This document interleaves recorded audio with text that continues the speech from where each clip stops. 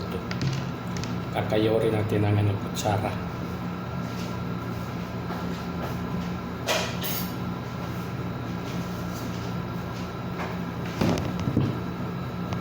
Kasi madali ito masisira kapag hindi ito tatanggalin ng buto eh.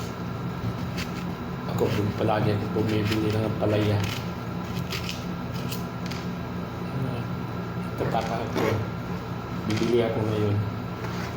Pagka kinabukasan dito, nagmumolds na. Nagmolds na siya. Yung sabi ng kasamahan ko, yung buto, ano daw, hiwain, tatanggalin yung buto. Tapos hiwain siya. Puti. Kahit hindi mo hiwain, kagano na siya. Okay lang, di daw. Para hindi na masira. Sinubukan ko. Totoo naman. Hindi nasira. Umabot pa ng 2 weeks. Pigtib eh. Yung sinabi ng kasama ko. So, iwain natin. Tapos ipasok natin ito sa rep.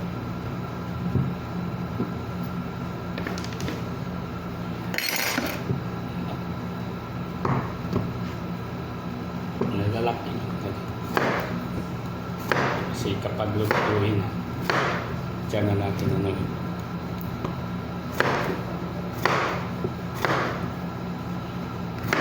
Palitin kapag lulutuin.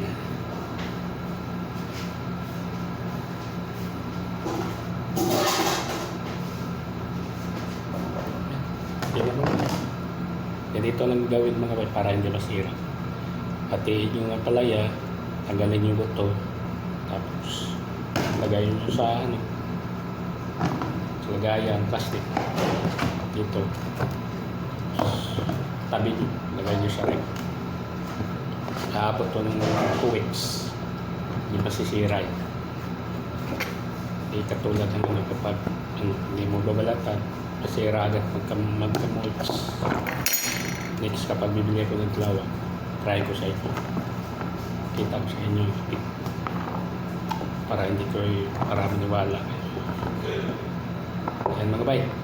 Salamat. Enjoy.